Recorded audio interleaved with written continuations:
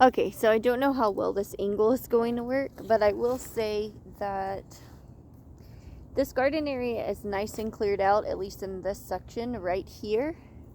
And I pretty much removed all the weeds. Now, the ground's really dry, but that works out because I'm about to transplant some plants and it's going to need to be watered in. And luckily for me, I just came outside and it looks like it is about to start pouring down rain. So what I'm going to do is transplant some cilantro. Wish me luck because it's not the easiest plant to transplant, but I have bought starts for it before and it's worked out well.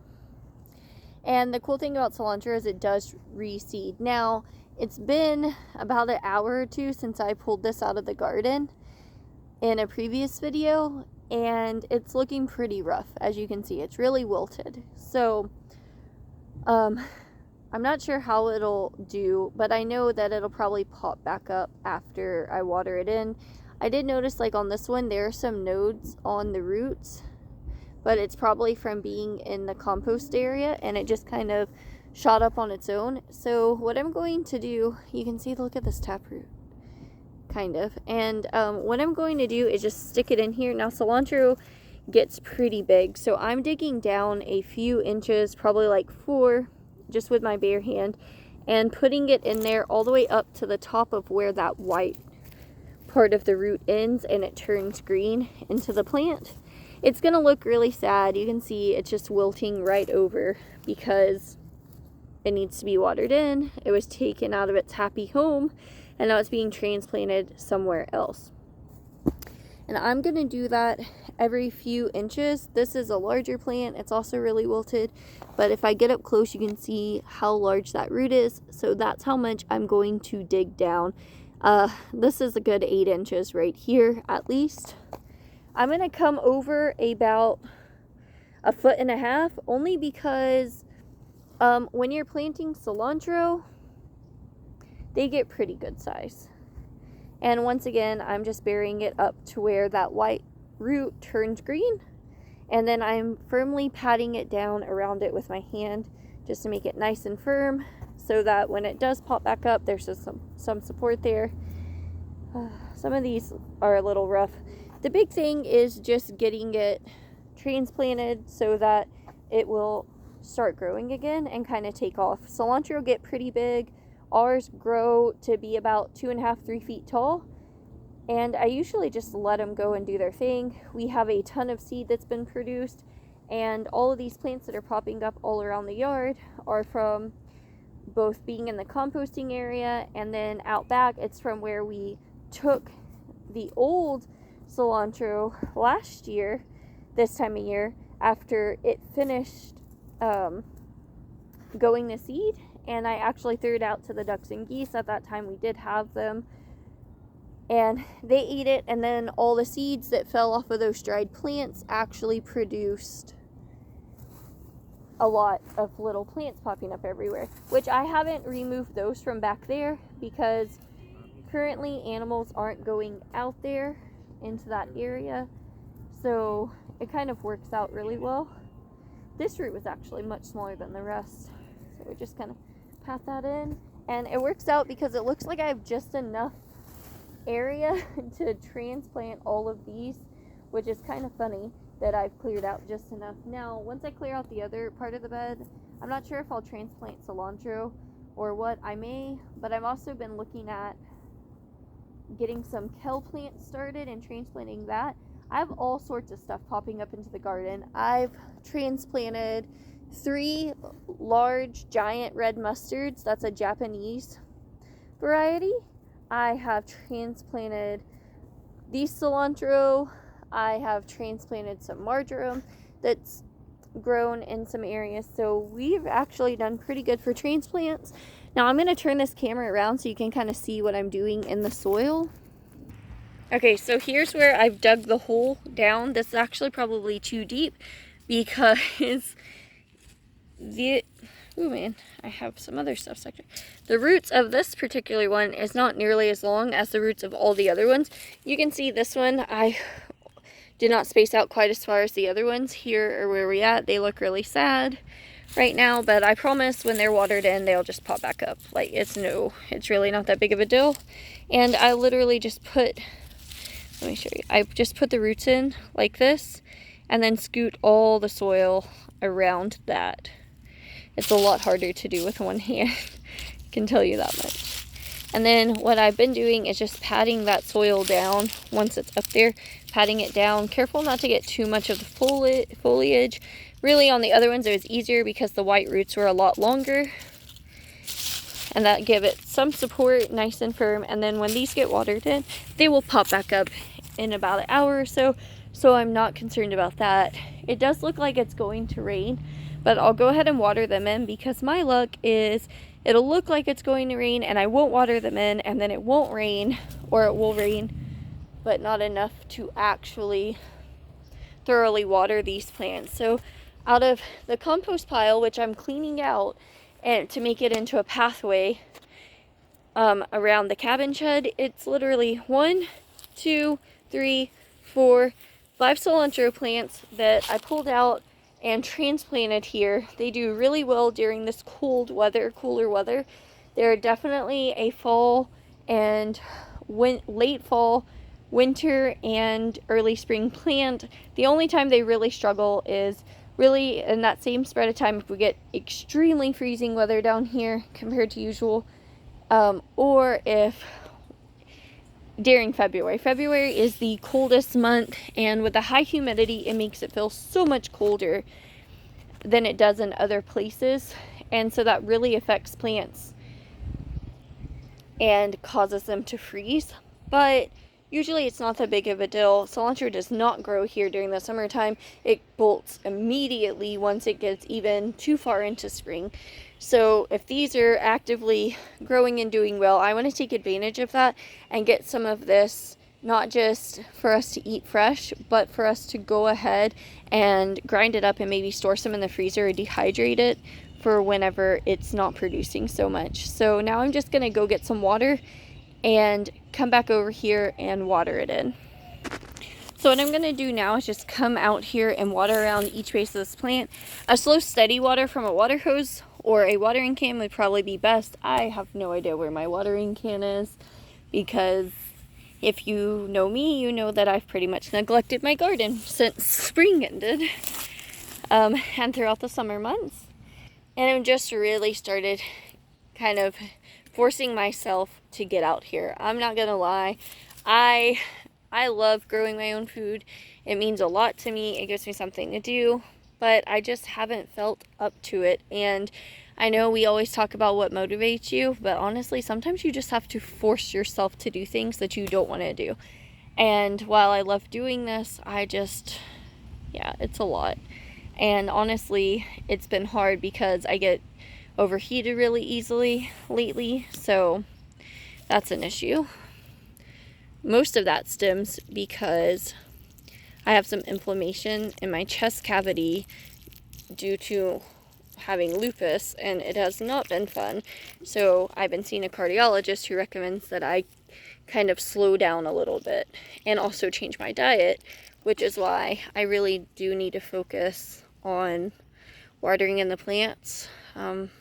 With my mom passing away earlier this year and a lot of the health issues she also had lupus. And there's no genetic correlation there because she's actually my stepmom, but it's really scary to lose a parent who isn't even 50. And so I think it's kind of scared a lot of us, myself, my dad, my brother, and I think even my sister, into changing some habits. It actually is really scary, and it's scary for our kids too, because I'm not that much younger than my parents. I'm already in my 30s, and for my kids, losing a grandparent who's that young and knowing that your parents are not far behind, it's really terrifying. So I'm trying to force myself to do all the things that I need to do for the most part to get better. One of the main issues is that food is expensive. fresh food is expensive. A lot of food is expensive, and we don't have a ton of money right now to invest into the garden until after the first of the year. So the big thing is trying to make do with what we have until we can save up enough to invest more money into this garden and really get it going. So I've already used this entire container of water on those 2 plants because the soil is extremely dry, so it's just sucking it right down. I'm probably going to have to change out the nozzle on the water hose. It has a high pressure nozzle right now, and the other one has the nozzle that's used to wash the car. So I'm going to have to change that out probably to water this in good. But what I'm going to do is fill this thing up probably 2 more times, water in these last 3, and see if they start popping back up. And if it rains, because I don't want to overwater it if it's going to rain. So I'll probably just wait and see what happens. You can kind of see the wet spot where I watered these in. Water in the rest of these, and then see what happens after it rains. I'm wondering if by the time I get around, because at this point I have about 6 different videos, believe it or not, that are in a queue that really should be pieced together, edited, and posted, but I have not. So I'm wondering if I'll have time to go ahead and do all of that, or by the time I actually get around to editing, if these things will already be popped up and doing better and looking good. So who really knows where this video will lead. It really comes down to time, and I tend to be a minimal effort person when it comes to a few things, just because I put so much effort in with homeschooling the kids and my own school for the longest time. I'm definitely I've dropped all my classes for spring. Right now I'm just so overwhelmed with it and everything that's gone on this year. So I'm taking a little break, trying to get back to basics. So here's this plant and this one. They're already looking better, actually. The leaves aren't as floppy, and they'll just pop back up. And when they will, they'll be way up here, already over a foot tall. So I'm pretty excited to get all of the cilantro in here. And actually, let me just stop to show you the other mustard plants that we transplanted the other day. So we transplanted these. They could actually use some more water. I'm gonna fill that up and water them in around this area. But here's 1, 2, 3 red mustard plants that were just randomly in the garden that popped up from seeds that did not germinate last year. So that's really cool to have these 3 transplants and all that cilantro. Plus this guy, this is a marjoram plant, all from our own garden in different areas. Our plants have just continued to multiply, which is why I love plants that drop seeds if they're annuals or perennials that continue to spread, because after that initial investment, if you get the right kind of herbs, if you get the right kind of plants, if you're able to spend that money once or twice on perennials and really learn what that plant needs, you can easily multiply it. It is a lot of work gathering the knowledge. That is the hardest part of gardening, is taking the time to gather knowledge. But once you gather that knowledge, it makes a world of difference. It really does. And while this plant looks rough right now, this was a sweet basil that we've actually been harvesting from. This popped up on its own too, and now it's producing seed. So eventually this bed will probably be mostly herbs, and it's really cool because we have the onions that popped up, the sweet basil that we popped up in an area that we transplanted here, all of these mustards. So I'm actually really excited and really pleased with how the garden is doing. Even though it's been a chaotic mess, at least I can save some money and effort by dividing up the plants or them popping up on their own. And another really cool thing is this garden bed. You can see the fungi popping up everywhere. This was actually the tree that we cut down from our front yard. We didn't want it to go to waste, and we couldn't afford to go out and make new garden beds, so we laid this down, and we actually made this one over here, which is a hot mess also. But this is where we grew all of our lettuce last year, and it actually did really well. So I plan on cleaning this out and starting some lettuce transplants and transplanting lettuce into here once again. And here's our cilantro. It is already actually, you can see it's getting springy in here and right in here. The leaves, it has not popped up, but the leaves look much better. They're a lot less wilted than they were, which is incredible. So I wanted to walk around real quick and come back here and show you this. These cilantro plants right here, we've actually already harvested from them once or twice. And these are the ones I was talking about, popped up from where we fed the ducks and geese last year. They are pretty well concentrated. You can see they're much more thick at the bottom because they've been harvested before and they've grown a few times. There are some weeds kind of sparsely spread out around here, but I think back here is where we're going to drop all of those turnip seeds. I wanted to do that today, but I didn't realize that it was going to be raining at first until I looked up the weather late last night. So here's another cilantro plant. This is a whole group. There's probably like 15 of them in this area. Here's another one over here and 2 more over here. And since we're not using this area for anything, I didn't see the harm in just letting them grow. So it's really cool how it all worked out. And then this whole giant area right here, I'll clean it up some, and probably I may come in here and clean up some of these weeds, and I may not, to be real honest. But here's another cilantro plant right here that's volunteered. And there's quite a bit of little plants, but I think if I put the turnips in, they'll choke most of it out. I'm just going to ensure that there are no poisonous plants like poison ivy or any of that popping up.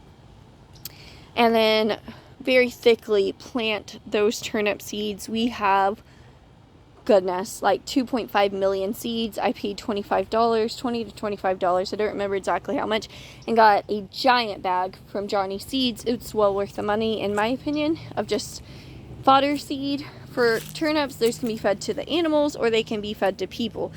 Right here where all this clover's growing is the only place where I may not be able to plant them, but it's all really growing because the soil has been leached of nutrients, because this is where we were growing some other plants. So that's really, the ground doesn't like to be bare and it's just kind of covering itself. But I am not worried in the least. So I look forward to kind of showing you guys how everything develops along the way, but I definitely wanted to show how to transplant those cilantro because not everyone has the knowledge on how to do it, and get them in the ground. Pretty soon they'll all be popping back up and they will be looking lovely just like these.